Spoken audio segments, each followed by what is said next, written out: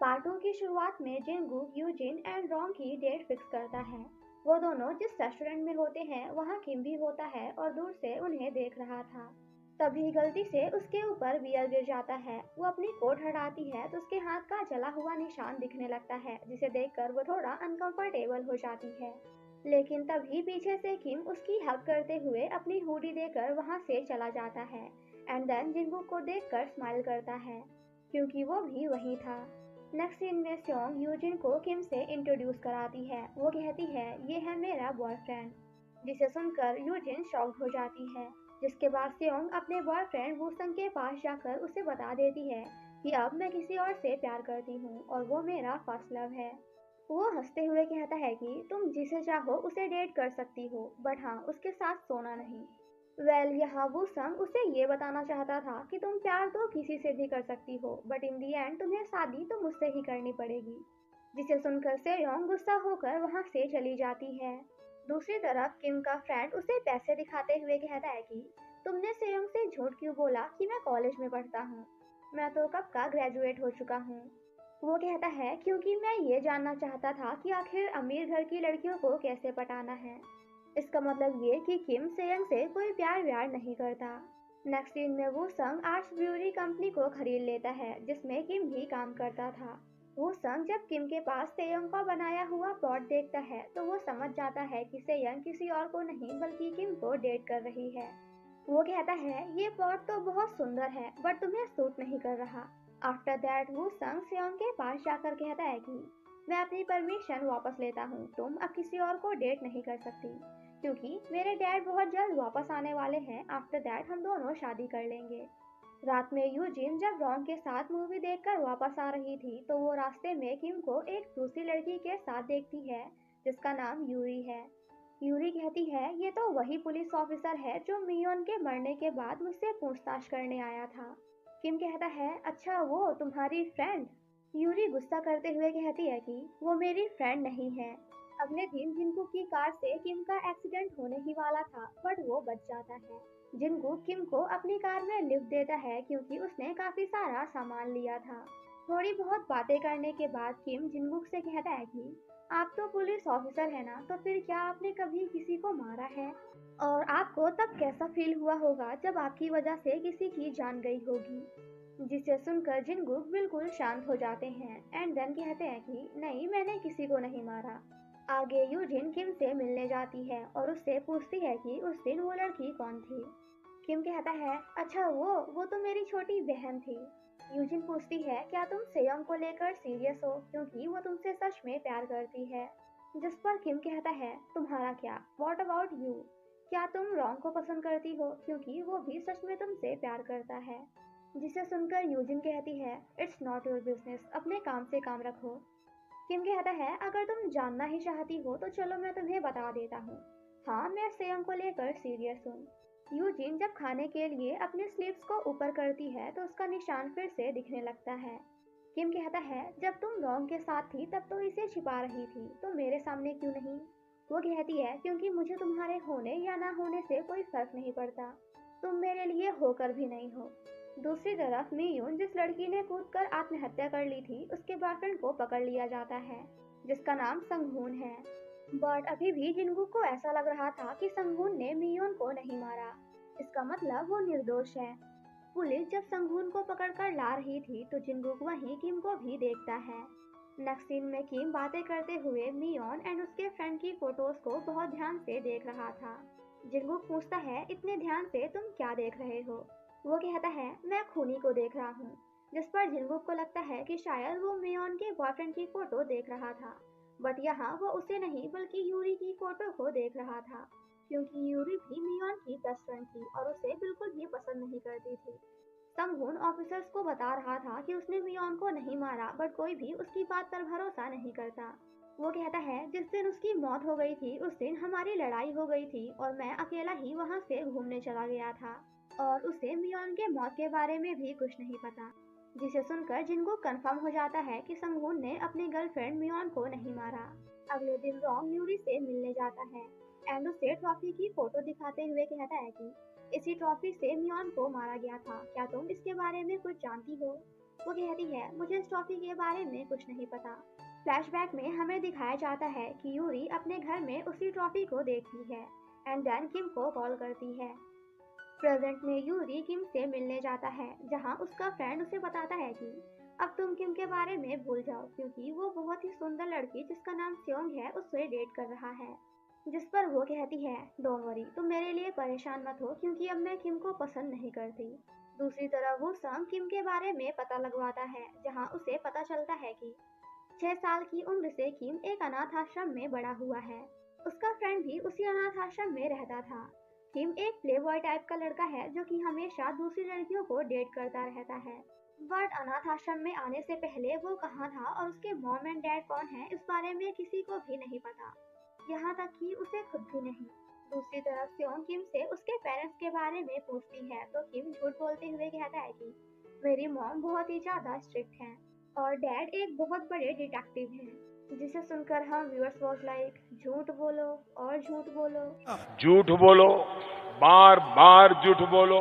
घर के अंदर से सेयोंग की मॉम भी सीसीटीवी की हेल्प से उन दोनों को देख लेती है। जिनगुक जब किम एंड यूरी को साथ में देखता है तो वो समझ जाता है कि ये लड़की तो वही है जो मियोन की फोटो में उसके साथ थी।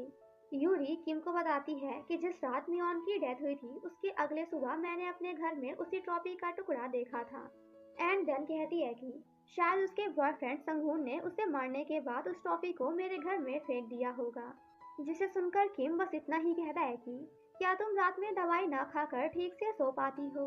वो कहती है जब से तुमने मुझे दवाई खाने से मना किया है तब से मैं दवाइयाँ नहीं खाती। इन्वेस्टिगेशन के बाद जिनको को ये पता चलता है कि पहले यूरी एंड मियोन एक ही स्कूल में यूएसए में पढ़ते थे और हाँ दोनों एक दूसरे के बेस्ट फ्रेंड भी थे, बट अब तो वो फ्रेंड्स भी नहीं हैं। दूसरी तरफ यूजिन अपनी कंपनी की वजह से आर्ट्स ब्यूरी जाती है जहां किम शर्ट निकाल कर काम कर रहा था तो पीछे से यूजिन उसके बैक में भी जलने का निशान देख लेती है जो बिल्कुल वैसा ही था जैसे यूजिन के हाथ में था। काम करते करते जब यूजिन काफी लेट हो जाती है तो वो किम को इग्नोर करते हुए वहां से जाने की कोशिश करती है, बट तभी बाहर जोर से बारिश होने लगती है। किम कहता है अगर तुम चाहो तो मैं तुम्हें तुम्हारे घर छोड़ सकता हूँ। वो कहती है इसकी कोई जरूरत नहीं, मैं खुद चली जाऊंगी। बट तभी सामने से किम अपनी गाड़ी लाकर कहता है कि अब बैठ भी जाओ, इतना भाव मत खाओ, घर में जाकर खाना खा लेना, मैं खा नहीं जाऊंगा तुम्हें। वो दोनों जब साथ में जा रहे थे तो थोड़ी बहुत बातें करने के बाद किम कहता है यूजिन तुम्हारे अंदर कुछ तो है, जब जब मैं तुम्हें देखता हूँ तो मुझे कुछ अजीब सा फील होता है और मैं बहुत सी ऐसी चीजें करने लगता हूँ जो मैं नहीं करना चाहता।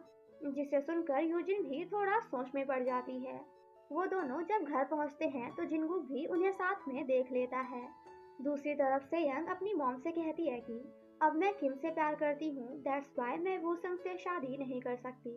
मॉम कहती है वूसंग ऐसा लड़का नहीं है जिसे तुम जब चाहे छोड़ दो। दूसरी तरफ संगून से थोड़ी बहुत बातें करने के बाद जिनगुक कंफर्म हो जाता है कि ये खूनी नहीं है क्योंकि उसने उन सभी चीजों को बिल्कुल वैसे रखा था जैसे वो पहले थी। बट संगून को तो इस बारे में कुछ पता ही नहीं, वो खूनी से बिल्कुल अलग है। घर में यूजिन आर्ट्स ब्यूरी के लोगों पर काम कर रही थी।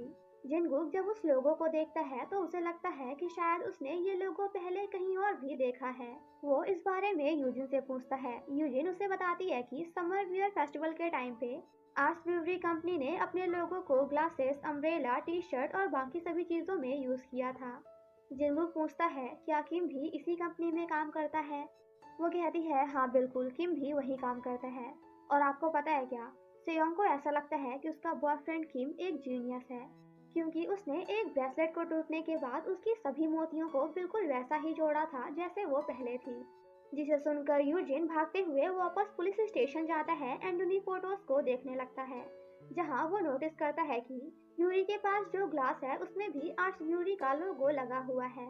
और जब उस दिन किम उन फोटोज को देखते हुए कह रहा था कि मैं खूनी को देख रहा हूँ तो वो मियोन के बॉयफ्रेंड संगून को नहीं बल्कि शीशे में खुद को ही देखते हुए कह रहा था।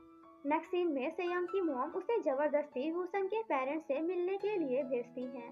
तभी रास्ते में उसे याद आता है कि किम ने एक बार उससे कहा था कि तुम्हें वही करना चाहिए जो तुम खुद करना चाहती हो।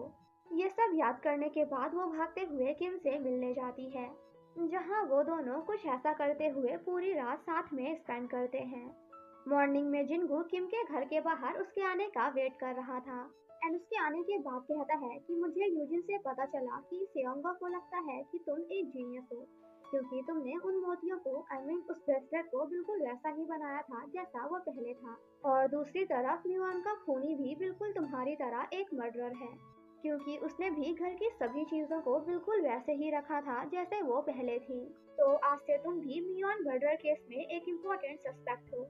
आफ्टर दैट वो अपनी बहन यूजिन के पास जाकर कहता है कि किम एक अच्छा लड़का नहीं है, सो प्लीज तुम उससे दूर रहना। अगले दिन स्योंग वूसंग से मिलकर उसके दिए हुए सारे गिफ्ट्स वापस कर देती है और उसे बताती है कि कल रात मैं तुम्हारे यहाँ इसलिए नहीं आ पाई थी क्योंकि तब मैं किम के साथ थी और उस टाइम हम दोनों इंटीमेट हो रहे थे। जिसे सुनकर उसे काफी गुस्सा आ जाता है। वो कहता है तुम्हें अपनी गलती के लिए मुझसे माफी मांगनी चाहिए। घर जाने के बाद सेयोंग की मॉम उसे एक रूम में लॉक कर देती है क्योंकि वो बिना बताए किम से मिलने गई थी। सियोंग यूजिन को मैसेज करके कहती है कि तुम किम को कहो कि वो मुझसे एक प्लेस पर मिलने आए। तभी उसे याद आता है कि उसके भाई ने कहा था कि किम एक अच्छा लड़का नहीं है, सो प्लीज उससे दूर रहना। बट फिर भी वो किम को मैसेज करके बता देती है कि सियोंग तुम्हें मिलने के लिए बुला रही है। आफ्टर दैट वो सियोंग के घर जाकर उसकी मॉम से परमिशन लाती है एंड उसे बाहर लाकर किम से मिलाती है। बट आई डोंट नो कि कैसे, बट इस बारे में उसकी मॉम को भी पता चल जाता है। तो वो वहां आकर यूजिन को एक जोर का थप्पड़ मारती हैं एंड अपनी बेटी स्योंग को वहां से लेकर चली जाती हैं। अब सबके सामने इस तरह थप्पड़ खाने के बाद तो ऑब्वियस सी बात है कि बेइज्जती तो फील होगी ही। बिल्कुल उसी तरह हमारी यूजिन को भी होती है। तो किम उसे संभालने की कोशिश करता है बट वो गुस्से में उल्टा उसे ही काफी कुछ सुना देती है एंड यहाँ से जाने के लिए कहती है। पुलिस स्टेशन में मिस्टर ली जिनगुक से कहते हैं कि आज मैंने तुम्हारी बहन यूजिन को देखा। तुमने उसे यूजिन कांग नाम इसीलिए दिया है ना ताकि सभी को लगे कि तुम दोनों भाई बहन हो। बट डोंट वरी, मैं तुम्हारे बारे में किसी को कुछ नहीं बताऊंगा। यहाँ मिस्टर ली किस बारे में बात कर रहे हैं और क्या सच में यूजिन जिनकांग की बहन है या नहीं, ये तो हमें आगे कहानी में पता चलेगा।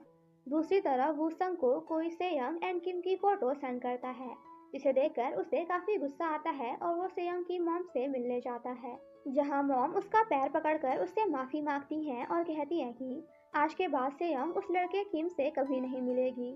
वहीं सेयंग अपने घर के एक सर्वेंट के फोन से यूजिन को मैसेज करती है और कहती है कि तुम किम को ये बता देना कि चाहे कुछ भी हो जाए मैं उससे प्यार करती हूँ और हमेशा करती रहूंगी। सो प्लीज तुम किम से कहना कि वो मेरा वेट करे।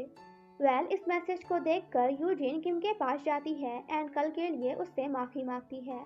वो कहती है आई एम रियली सॉरी, मैं थोड़ी गुस्से में थी तो मैंने तुम्हें कुछ ज्यादा ही बोल दिया। उस मैसेज को पढ़कर किम कहता है उसने तुमसे एक बार भी सॉरी नहीं कहा क्योंकि उसकी मॉम ने सभी के सामने तुम्हें मारा था और वैसे भी उस दिन सेयोंग की मॉम को मुझे या फिर सेयोंग को मारना चाहिए था, तुम्हें नहीं। जिस पर यूजिन कहती है पेरेंट्स ऐसे ही होते हैं, अपने बच्चों को बचाने के लिए कुछ भी कर सकते हैं। किम कहता है अच्छा तो ये बात है, क्योंकि मैं पेरेंट्स के बारे में कुछ नहीं जानता बिकॉज बचपन से ही मैं एक अनाथ आश्रम में बड़ा हुआ हूँ और यूजिन भी बिल्कुल उसी तरह बिना अपने पेरेंट्स के बड़ी हुई है। वो दोनों जब साथ में बातें कर रहे थे तो पीछे से यूरी भी उन दोनों को देख लेती है और किम को यूजिन के साथ ऐसे हंसते हुए देखकर गुस्सा हो जाती है क्योंकि ये पहली बार था जब किम किसी लड़की के साथ ऐसे खुलकर हंस रहा था। फ्लैशबैक में हमें दिखाया जाता है जब अपनी लाइफ से परेशान होकर यूरी खुद को खत्म करने जाती है तो किम उसके पास आकर कहता है कि तुम मरने के बजाय मुझे डेट कर सकती हो, जिसे सुनकर यूरी नीचे आ जाती है। यूरी जब साइकियाट्रिस्ट एंड डॉक्टर जंगमो के घर जा रही थी तो जिनगुक भी उसे देख लेता है एंड उसका पीछा करने लगता है। यूरी डॉक्टर से कहती है कि आज किम ने यूजिन को अपनी लाइफ के बारे में बहुत सी चीजें ऐसी बताई हैं जो उसने मुझे कभी भी नहीं बताया। सो प्लीज मुझे और भी दवाइयाँ दीजिए, मुझे उनकी ज़रूरत है। दूसरी तरफ हम किम को देखते हैं जो कि अपने घर में उसी ट्रॉफी को देख रहा था जिससे मियोन को मारा गया था। बाहर बारिश हो रही थी तो यूजिन को याद आता है कि उसका भाई छाता लेकर नहीं गया है। वो उसे छाता देने जाती है बट तभी पीछे से एक कार आकर उसका एक्सीडेंट करने ही वाली थी, लेकिन टाइम पे जिनगुक आकर उसे बचा लेता है। गेट ओपन करने के बाद उसे पता चलता है कि कार कोई और नहीं बल्कि यूरी चला रही थी जो अब बेहोश हो चुकी है। और इसी के साथ हमारा ये पार्ट यहीं पे ख़त्म हो जाता है। Thank you so much guys for watching my explanation. Stay safe and healthy, bye bye. और हाँ, पार्ट 3 के लिए स्टे ट्यून्ड।